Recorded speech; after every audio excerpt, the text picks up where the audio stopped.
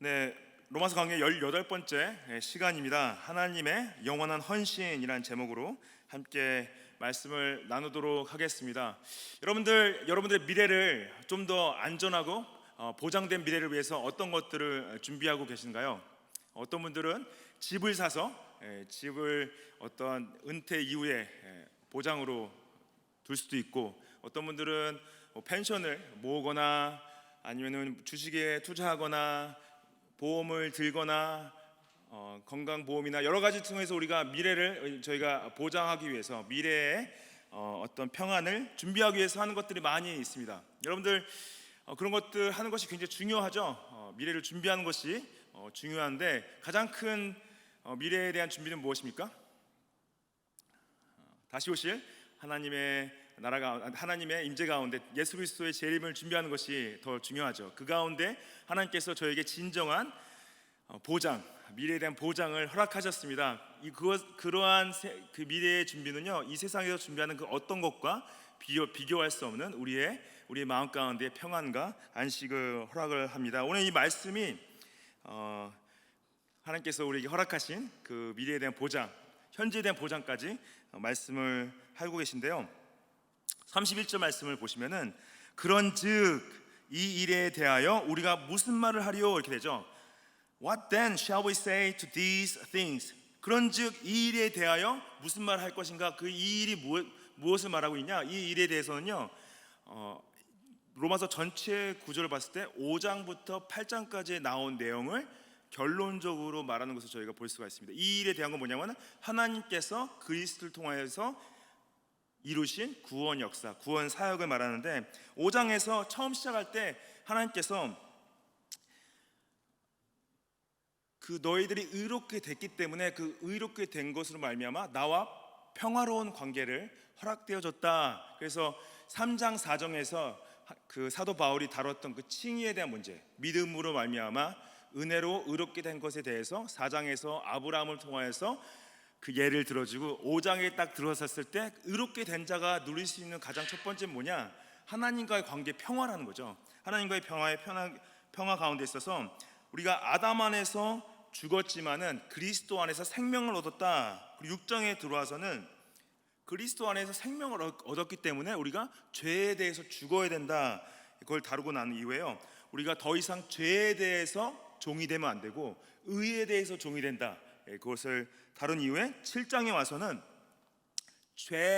우리 안에 살아있는 그 죄성으로 말미암은 그 영적인 전쟁, 영적인 그 갈등, 그것을 7장에서 다루고, 하나님께서 주신 율법의 저주에서 우리가 자유롭게 됐지만은 율법 자체가 죄가 아니라 율법은 선한 것이고, 그 율법을 우리가 그리스도의 은혜로 구원받은 자들은 순종해야 될 것을 7장에서 다루고 있었습니다. 8장에 들어와서는 그렇다면은 우리가 그런 죄에 대한 전쟁 가운데서 어떻게 승리할 수 있을 것인가?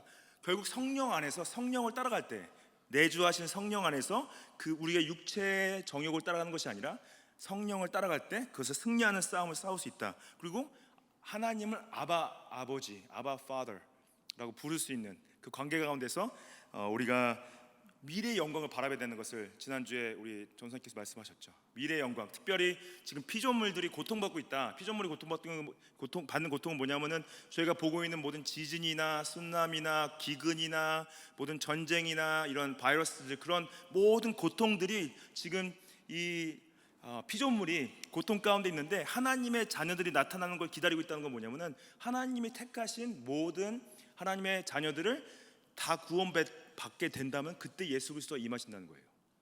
예수님이 임하실 때 하나님께서 그리스도의 자녀들을 완전히 구속하시게 되는데, 그때 하나님의 자녀들뿐만 아니라 지금 고통받고 있는 이 피조계, 우주계 전체까지도 하나님께서 구속하시고 회복시켜 주신다. 그래서 제가 예전에 한번 그런 표현을 쓴 적이 있죠. 마치 뷰티 앤 더 비스트에서 그 비스트의 그 야수의 저주가 풀리면서 그 야수만 인간으로 돌아오는 것이 아니라 모든 그 자연계가 꽃이 피고 잎이 열리고 막 어둠이 거쳐지고 햇빛이, 그런 어떠한 그 피조계의 저주가 풀리는 것이 예수 그리스도가 오시면서 피조계도 고통 가운데서 벗어나는 것을 8장에서 이제 다루고 있고, 우리가 미래의 영광을 바라보기 때문에 우리가 인내할 수 있다. 지금의 고통과 어려움과 괴로움을 인내할 수 있는 건 가장 중요한 것은 그 미래의 영광 때문이라는 거죠.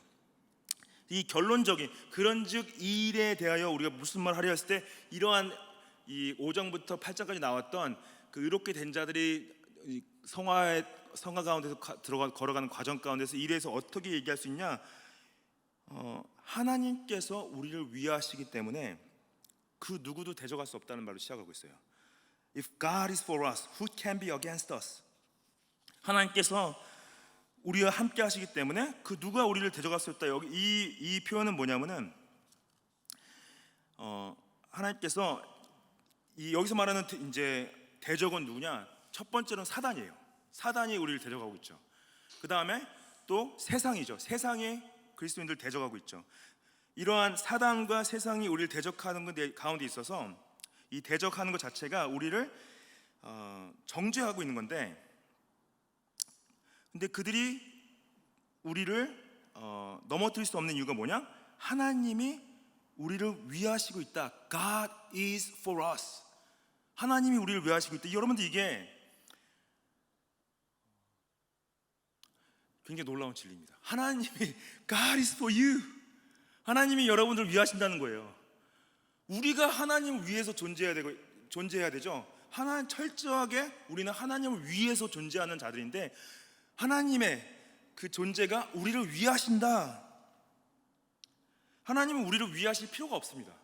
근데 그분이 그리스도로 말미암아 우리를 위하신다는 건 뭐냐면은 결국에는 우리를 그리스도의 그 사역을 통해서 구원하신 자들은 보호하시고 지키시고 정죄당하지 못하시게 하신다는 거죠.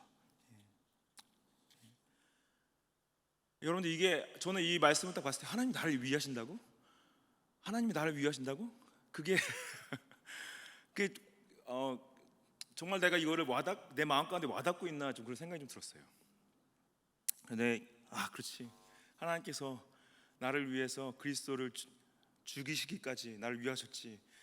여러분들 이 고백이 우리 가운데 있으면 좋겠습니다.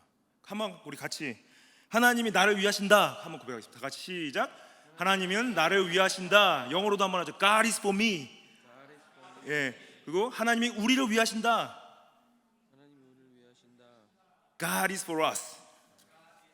Yes. 여러분들 하나님께서 우리를 위하심을 기억하십시오. 하나님이 나를 위하시고 계심을 기억하십시오. 그거에 대한 첫 번째 증거가 무엇이냐? 32절이에요. 자기 아들을 아끼지 아니하시고 우리 모든 사람을 위하여 내주시니가 어찌 그 아들과 함께 모든 것을 우리에게 주시지 아니하겠느냐 그러시죠. 하나님께서 우리를 위하신다는 가장 큰 증거는 뭐냐면요, 하나님이 자신의 아들을 아끼지 않으셨다는 거죠. 여러분들 이 사건을 우리가 어떤 사건을 기억해야 되냐면 아브라함이 이삭을 바친 사건을 기억해야 돼요. 아브라함이 하나님께 자신의 그 독생자는 아니죠, 죄송합니다.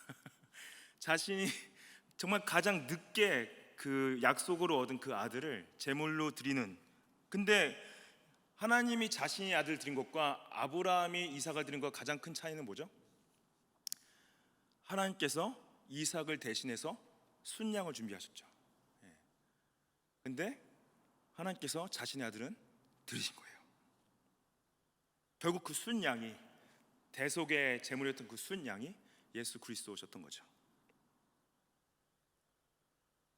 그렇기 때문에 우리가 하나님이 우리를 위하신 것, 하나님께서 우리에 대한 그 헌신을 우리가 그 가운데 확신을 가질 수 있는 것은 분명합니다. 왜냐하면 하나님께서 자신의 아들을 아끼지 않고 우리에게 내주셨기 때문에. 근데 여기서 좀 다뤄야 될 부분은 뭐냐면은 우리 모든 사람을 위하여서 내줬다는 표현이에요. For 영어로 보시면은 He gave him up for us all. 그렇죠. For us all. 근데 여기서 영어로 보면 이제 for us, 우리를 위한다 할 때 사도 바울이 말한 거는 그 로마 교회 성도들을 말한 겁니다.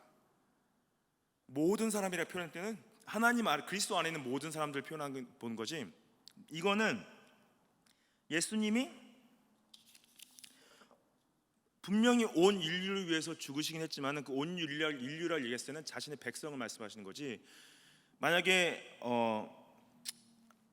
모든 사람을 위해서 구원하셨다고 진짜 이 세상에 살았던 한 사람도 빼놓지 않고 다 구원하실 것이다, 그러면은 예수 그리스도의 죽음도 그 이후의 심판도 지옥도 모두 허상인 거예요. 의미가 없어요. 그렇죠? 예수님이 모든 사람을 다 구원하실 거면은 뭐하러 이제 심판도 있고 뭐하러 지옥도 있고 뭐하러 하나님의 의를 드러내시겠습니까? 이것은 모든 사람 했을 때 온 어떠한 세상에 살았던 모든 한 사람을 다 말하는 것이 아니라 하나님께서 택하신 자들을 말하신 것을 저희가 볼 수가 있고, 여기서 저희가 집중해야 봐야 될 건 뭐냐면은 그 아들과 함께 모든 것을 우리에게 주시지 않겠느냐라는 거예요. 자신의 아들도 우리한테 주셨는데 그 모든 것을 우리에게 주시지 않겠느냐라는 거죠. 이거는 무엇을 주시냐는, 하나님께서 우리에게 주시는 목적은 뭐냐면은 우리의 성화의 과정을 이루어가는데 필요한 모든 것을 다 허락하시는 겁니다. 여러분들이 지금 가지고 있는 시간과 여러분들의 생명과 여러분들의 힘과 여러분들이 가지고 있는 물질과 모든 은사들, 하나님이 허락하신 거예요. 머리카락 하나마저도 하나님께서 은사로 주셨다는 거죠. 그것을 주신 목적은 우리가 주시지 않겠냐 했을 때 우리가 그래서 나는 이렇게 부족하지? 나는 이렇게 없지? 하는 게 아니라 하나님께서 나한테 이미 다 주셨구나 라는 거죠. 부족하고 없는 것이 아니라 이미 다 주셨구나. 그래서 하나님께서 자신의 백성들의 그 성화, 특별히 구원을 이루어 가시기 위해서 모든 필요한 걸 주시지 않겠느냐, 주신다 약속하신 거죠. 그래서 여러분들 우리에게 허락되어지는 만약에 질병들, 고통들, 사고들, 그런 것까지도 은사라고 생각하셔야 됩니다. 그래서 그 존 파이퍼라는 목사님이 그런 책을 쓰셨어요. Don't waste your cancer. 그게 뭐냐면은 본인이 암이 걸리시고 나서 그 암을 통해서 하나님의 영광을 체험하는 것을 책으로 쓰신 거예요. 암을 통해서도 하나님께서 영광 받으시고 자신의 구원을 이루어 가시는구나. 그래서 하나님께서 우리가 물론 좋은 것을 원하죠. 건강을 원하고 필요한 것들 우리가 원하지만은 어쩔 때는 하나님께서 그런 어려움들을 통하여서도 우리의 구원을 이루어 가시는데 쓰신다는 거죠. 그것도 우리가 은사로 바라봐야 될 부분들이 있습니다. 33절 말씀에 보시면은 누가 능히 하나님께서 택하신 자들을 고발하리요 의롭다 하신 이는 하나님이시다. 여기서 누가 정죄하겠느냐? 특히 사단이 우리를 정죄하고 있죠. 근데 그 사단이 우리를 정죄할 때 그들이 우리를 고발할 수 없는 건 뭐냐? 의롭다 하신 이는 하나님이시라는 거예요. 하나님의 그 영원하신 헌신은 뭐냐면은 내가 나를 의롭게 한 것이 아니라, 우리가 우리 자신을 의롭게 할 수 있는 것이 아니라 하나님께서 우리를 의롭게 하셨는데 예수 그리스도의 그 의를 힘입어서 우리를 의롭게 하셨기 때문에 그 누구도 우리를 고발할 수 없는, 여러분들 우리가 지금 오늘도 죄를 범하지만은 그 누구도를 정죄할 수 없는 이유는 뭐냐면 예수 그리스도의 의를 입었기 때문인 거죠. 내가 오늘 하루를 깨끗하게 잘 살았기 때문인 것이 아니라 내가 오늘도 죄를 범하고 하나님을 거스르는 불순종을 했지만은 내가 그리스도의 의를 입고 있기 때문에 그 누구도 나를 고발할 수 없다는 거죠. 예수님이 우리의 중보자 되시고 하나님께서 우리를 예수 그리스도 통해서 의롭게 하셨기 때문에 여러분들 그 누구도 여러분들을 공격할 수가 없습니다. 고발할 수가 없습니다. 우리를 하나님께서 의롭게 하신 것이 왜 하나님의 헌신인가? 왜 하나님의 헌신이냐면요, 이 말씀을 하나님께서 예언자를 통해서 약속하시고 이루셨기 때문에 하나님의 헌신이라고 봅니다. 이사야서 50장 8절 말씀 보면은 로마서 8장 33절 말씀을 이사야 50장 8절 말씀이 인용한 거예요. 그래서 나를 의롭게 하시는 이가 가까이 계시니 나를 다툴 자가 누구냐? 나와 함께 설지어다. 나의 대적이 누구냐? 내게 가까이 나올지어다. 보라, 주 여호와께서 나를 도우시리니 나를 정죄할 자가 누구냐? 그래요. 이 이사야 예언이 누구도 하나님께서 나를 위하시기 때문에 나를 정죄할 수 없다라는 그 고백이 사도 바울이 8장 33절에서 그대로 인용합니다. 그게 뭐냐? 결국 하나님이 우리를 의롭게 하신 것은 하나님이 우리를 향한 영원한 헌신 가운데서 이루신 것이다라는 거죠. 우리가 하나님께서 우리를 향한 헌신은 첫 번째 우리를 위하시는데 자신의 아들을 아끼지 아니하시는 헌신을 하셨고, 또한 하나님께서 의롭게 하시겠다는 그 약속을 이루심을 통해서 우리를 향한 하나님의 헌신을 드러내신 거죠. 34절 말씀 보시면은 누가 정죄하리요? 죽으실 뿐 아니라 다시 살아나신 이는 그리스도신 예수시니 그는 하나님 우편에 계신 자요 우리를 위하여 간구하시는 자신이라. 여기서 이 34절은 뭐냐면은 우리를 향한 그리스도의 헌신인데, 우리를 향한 그리스도의 헌신은 뭐냐면은 예수님께서 지금 하나님 보좌 우편에서 우리를 위해서 중보하고 계신다는 거죠. 그게 그리스도의 헌신, 하나님이 영원한 헌신. Who is to condemn? Christ Jesus is the one who died.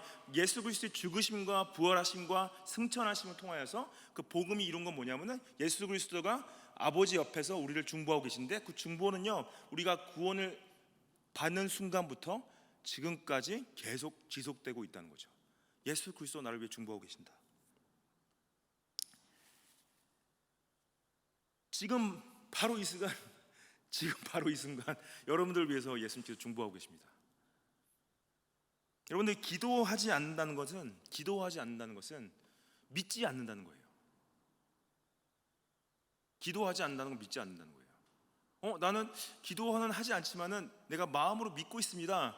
그거는 거짓입니다. 내가 생각으로는 믿고 있는데 왜 그것을 믿음이 아니라고 말합니까? 거의 기도하지 않으면 믿지 않는 거예요.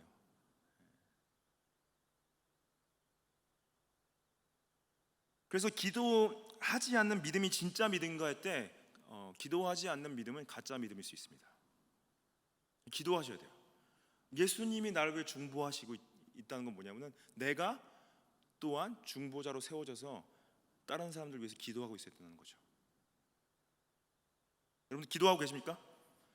여러분들 삶 가운데서 기도가 끊이지 않으시기를 축복합니다. 왜냐하면 그게 그리스도가 여러분들을 향한 그 헌신, 그 기도의 헌신이 여러분들의 기도를 통해서 나타나기 때문이에요. 우리 주위에 모든 사람이 기도가 필요합니다.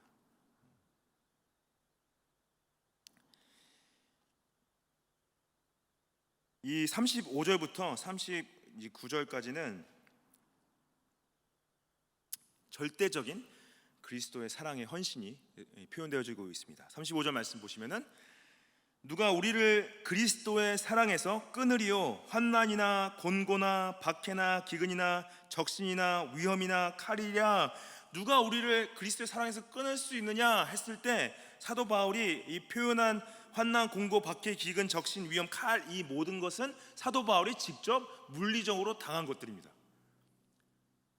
사도 바울이 직접 환난을 당했고 곤고를 당했고 박해를 당했고 기근을 만났고 적신은 몸이 벗겨지는 걸 말하는 거예요. 그리고 위험을 당했고 칼에 찔림을 당한 것을 직접 다 바울이 경험을 하고 그 무엇도 나를 하나님 그리스도의 그 사랑으로부터 끊을 수 있는 것이 아무것도 없었다라는 거죠. 그래서 아무리 힘이 세고 위협적인 것들이라도 예수 그리스도의 사랑에서 우리를 끊을 수 없다. 여러분들 지금 세상이 정말 말도 안 되는 급박한 속도로 돌아가고 있습니다. AI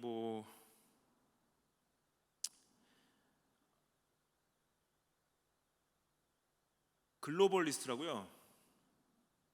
무슨 월드 이코노믹 포럼 그런 사람들이 디파퓰레이션을 해야 된다. 그래서 세계 인구를 줄여야 된대요. 그리고 사람을 죽여야 된다는 건 뭐야? 말도 안 되는 얘기를 하고 있는데 그런 것들이 현실로 막 드러나고 있죠. 이거 있었던 팬데믹도 다 계획된 거였고 코로나 바이러스 자체도 저는 이제 컨스피러시 시리어스가 아닙니다. 이것이 다 사람들이 그레이트 리셋 해가지고 이게 팬데믹을 준비해서 팬데믹이 이루어졌고 다 이제 리셋을 시켰다 이런 식으로 얘기를 하더라고요. 우리 마음 가운데 두려움이 들 수밖에 없죠. 그리고 무슨 일이 벌어질지 진짜 앞에 5년, 10년 우리 아이들이 커서 30년, 40년 지나서 무슨 일이 벌어질지 아무도 모르죠. 근데 여러분들 우리가 두려워하지 않는 이유는 무엇이냐? 그 무엇도 그리스도의 사랑에서 우리를 끊을 수 없기 때문에.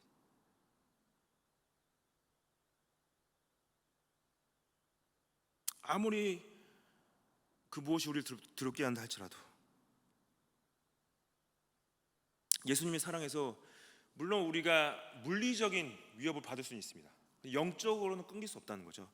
36절 말씀 보시면은 기록된 바 우리가 종일 주를 위하여 죽임을 당하게 되며 도살 당할 양같이 여김을 받았나이다 한 것 같다. 이거는 이제 시편 44편 22절 말씀을 인용한 말씀입니다.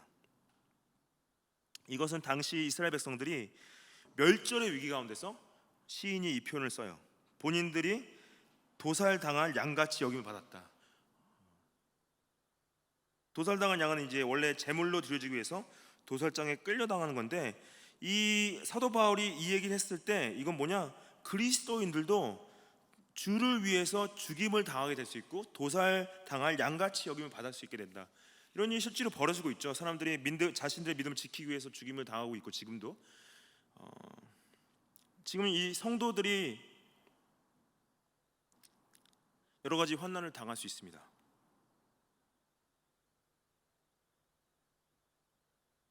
우리가 살면서 오는 모든 시련과 어려움은 현실이죠. 성경은요, 이러한 어려움이 없다고 말하지 않아요. 예수를 믿고 따르면 모든 게 잘 풀리고 모든 만사가 형통하고 모든 괴로움과 어려움이 사라지고 모든 문제가 사라진다는 것 자체는 거짓 복음이죠. 기복 신앙이고 그것은 복음이 아닙니다. 세상적으로 형통하다 말하는 건 아니에요. 영적으로 형통하는 것을 약속하시는 거죠. 우리는 도살장에 끌려가는 양처럼 취급을 받을 수도 있고요. 사람들이 우리를 해코지 할 수 있고 죽임을 당하게 할 수도 있습니다. 물리적으로는. 그렇지만은 여러분들 이것을 우리가 봤을 때 뭘 처음 생각하게 되냐면은 예수님께서 십자가에서 달리신 것이 죽임을 당하시고 도살장에 끌려간 양 취급을 당하신 거예요. 본인이 당하셨던 그 죽음과 고통을 아시고 예수 그리스도가 나를 따라올 때 이러한 고통과 어려움이 따라올 수 있다고 약속을 하셨습니다. 제가 보기에는 저희는 그런 고통은 아직 당하고 있지는 않죠. 저희 교회 자체가. 여러분들 그리스도인이라고 조금이라도 해코지 하지 있어요. 근데 그런 일이 왔을 때